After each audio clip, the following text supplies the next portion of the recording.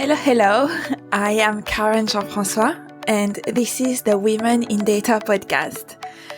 A podcast where every other week I interview some of the most inspiring women working in data. They discuss how data is used in various industries, share their knowledge and experience in the field, and equip you with tips to help you overcome challenges on your career and feel great. Let's get straight to it.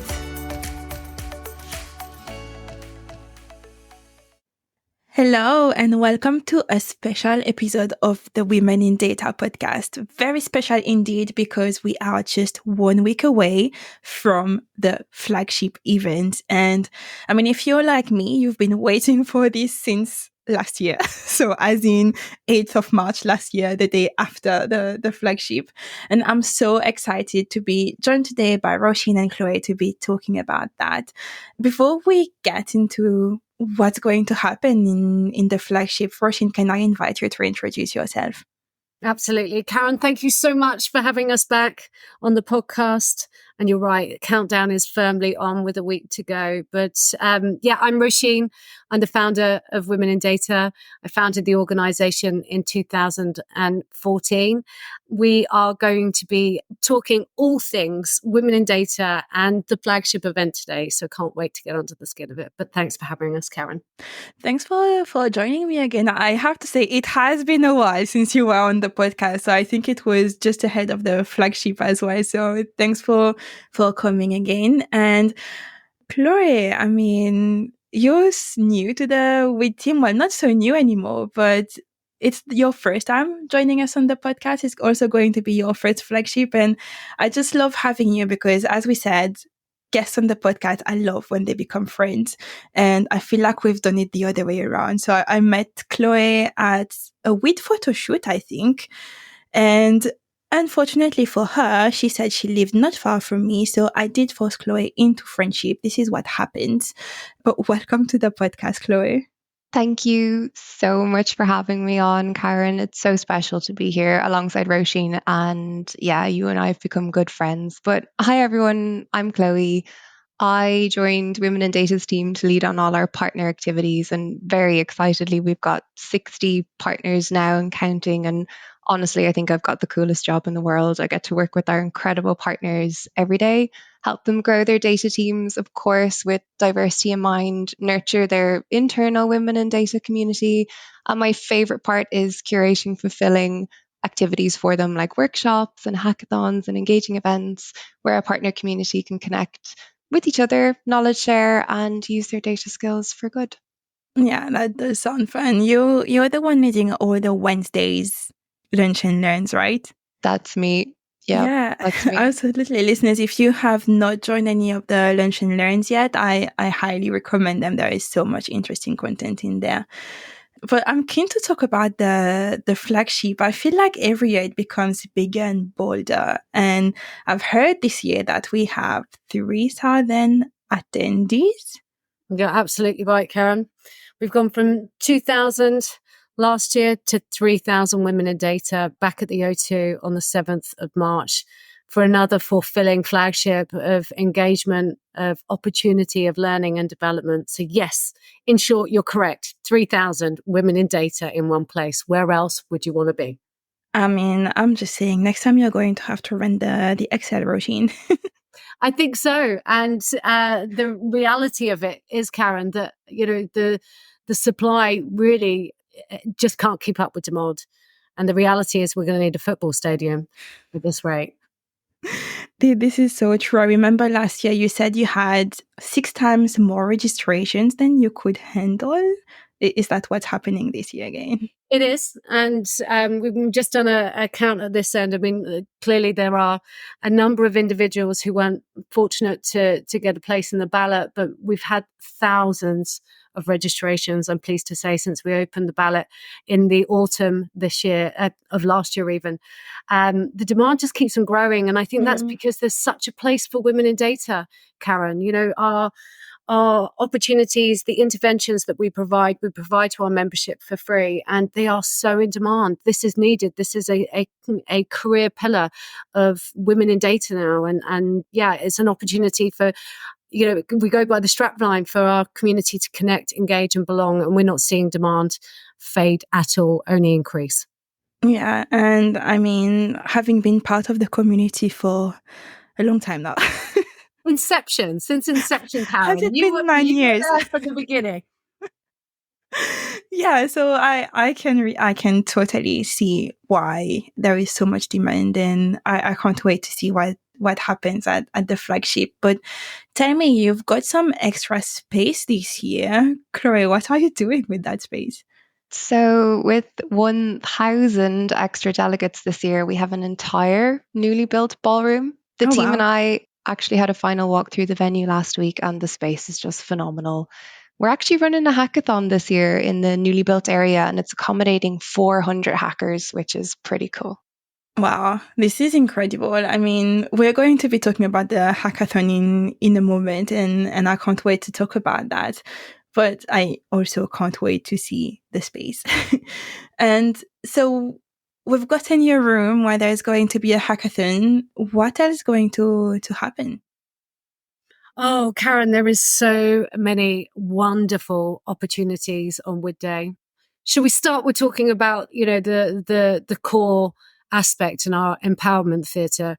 Karen, you'll remember from year on year of being at WiD events, the quality of inspiration, the quality of career defining advice that comes from that main stage it's our USP in Women in Data. It's what we just bring year on year, and this year is no exception at all. So I'd love to talk a little bit about some of the headliners, if that's okay. Yeah, absolutely. I mean, last year the headliners were incredible. I remember hiding in the speaker corner just to get a glimpse of Dame Stephanie Shirley before she got on stage. The Dame Stephanie Shirley will always be a favourite of mine personally in terms of contributor, but we have got some incredible women that certainly equal in terms of, what they are going to be there and talking about in their subject matter expertise, Karen. And we're going to open with opening remarks from a trailblazer that has graced our stage previously. It's the wonderful Dame Helena Morrissey. Our WiD audience may recall she is not only an author, she's an activist, she's a campaigner, and she's a woman in business, a real trailblazer. So Helena Morrissey is going to be opening after you and I hand over the mics at the opening segment of the morning, which is really exciting. After Helena, we've got the incredible activist that is Chole Aboud. And for those that don't know who she is the founder of Pregnant Then Screwed, an incredible charitable organisation that really is putting working parents at the forefront of our society's mind. And we're working with them in collaboration to really underpin their work in data points. So that's truly exciting. And Chole Aboud is going to be taking the stage with our wonderful WiD, Tess Merkelova, who has been working jointly on that collaboration. We've got Edwina Dunn and Rowena Humby coming back to the stage.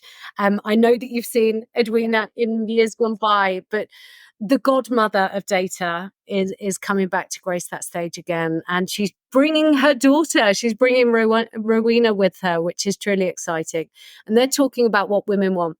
Again, it's a data-driven segment for sure, but it's really around some of the research and the work that the female lead have been doing. If that wasn't enough, there's more coming, Karen. We've got the brilliant Maggie Alfonsi. Now, if anybody is a rugby fan, and I truly am, I'm girl fanning on this one. She was the England Rugby World Cup captain of England's rugby team, women's rugby team. She's now a TV presenter and is presenting the Six Nations as we speak. And she is the most phenomenal inspirational speaker. I've seen her in action a number of times, and Maggie really is somebody that really, really ignites passion and motivation when she speaks and takes the stage. That's exciting. And then the other household name that we have our wonderful chair of Women in Data, Paul Jane, having an interview opportunity, an exclusive interview opportunity with the most incredible woman. It's Katie Piper. Katie Piper, and on behalf of the Katie Piper Foundation, as you'll probably be aware, Karen, she is not only an inspirational speaker, she's a real activist and a campaigner. She's a TV presenter and an author, and she's going to be closing the session there at WiD on the 7th of March. That sounds such an incredible lineup. I can't wait to see all these women on stage. And I remember last year, so I think it was Jill Scott that closed the event with Pyle as well. And it was, I just find that, when you have top level athletes who then go and do other stuff, it's so inspirational and what it is that they have to share. And I just can't wait to see everything that's happening, but also having Edwina coming back again. So we've got all these incredible speakers that are going to be on stage. And what about partners? What's happening on this side this year? Listen, 2023 was the year of building our community. We went from 35,000 to over 60,000 community members. I saw that. Across 85 countries, which is unbelievable, absolutely unbelievable. But within that, Karen, we've grown from 40 partners to over 60. And honestly, that number is increasing weekly. So this year at the Flagship, we've over 50 partners in the room, and Wow. there's far, far too many to mention. But I do have a huge thank you to our wonderful exhibitors, community and brand partners who are making WiD Day happen. It's what keeps our Flagship free for all our members. As Roisin has said, and you mentioned at the start, it's bigger, bolder, braver than ever this year, and our headline partners have definitely embraced our ambition. So I do have a few special mentions, if that's okay. Yeah. Not only are Snowflake sponsoring the 20 Women in Data and Tech campaign and contributing on the main stage, they're also sponsoring the hackathon with resources and knowledge to expand the number actually able to participate on the day, as well as facilitating further insights into our safety initiative. Capgemini are driving innovation agenda on the day, and they're looking at the intersection of AI, business effectiveness, and skills. Tableau is our data culture partner, and they're looking at the importance of fostering a data culture, how to implement one, and how to align it to the business objectives. Palantir, very excitedly, are a tech partner, and they're talking about the need to have the right skills to deliver the tech promise and why diversity matters. Kubrick is our next generation partner and DataCamp our education partner, and they'll be providing training on the day to help upskill our community. In our recent State of the Nation research, we asked our community what mattered most to them, and the above themes have been built in and implemented from their feedback. Yeah, that's incredible. I'm feeling like I want to attend all the sessions. Can I do that, Roisin?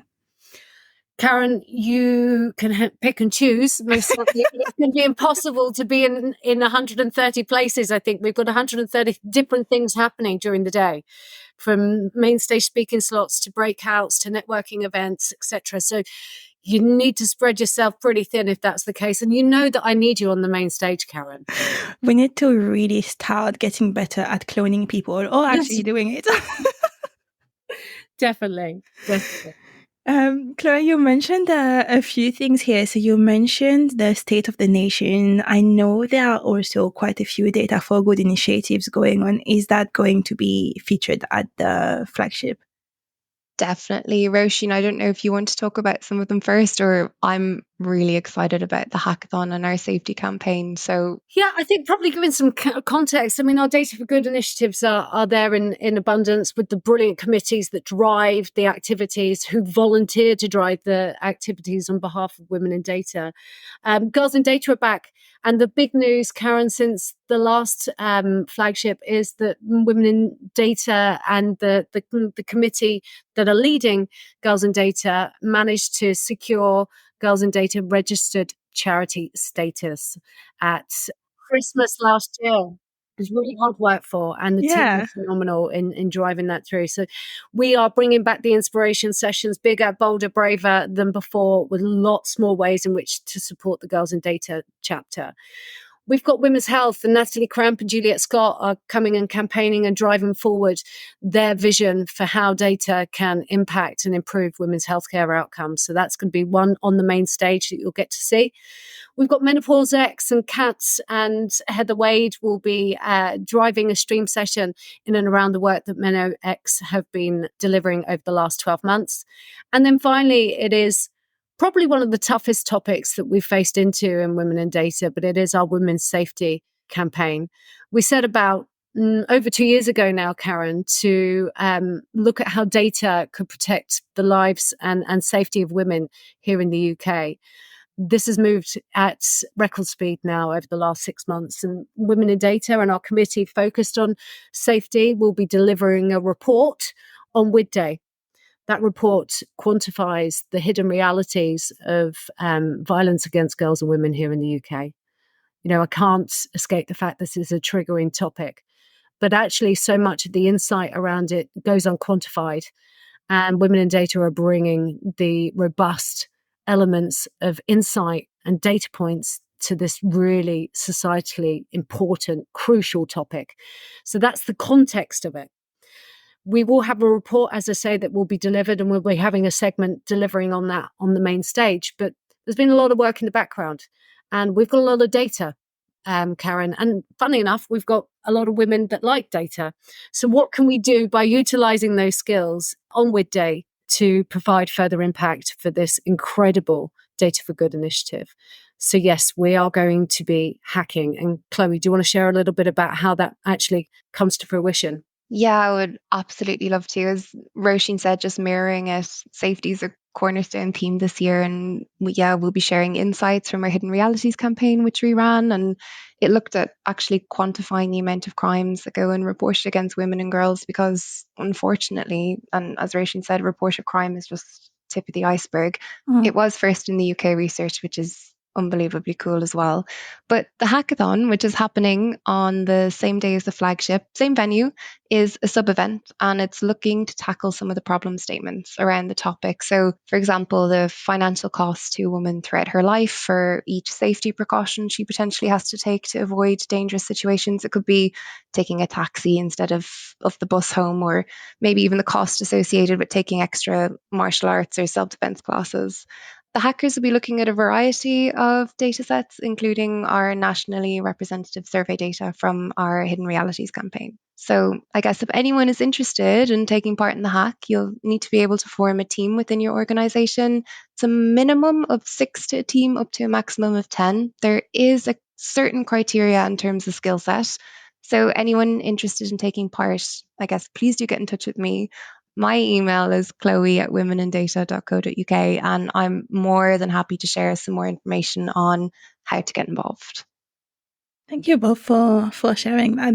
It's just an incredible piece of work, this hackathon, but also all the work around women's safety. And I remember seeing the survey coming out, filling it in, and actually seeing the outcome of that and all the insights you're getting is very incredible. So really can't wait to see what happens in the next month, years, and how Women in Data is going to help make the world better for women and girls. This is incredible. But I don't want to close on such a, I guess, heavy note. Chloe, I did mention it is your first flagship. I'm very excited about that. But what are you most waiting for? It is my first flagship, and I'm unbelievably excited.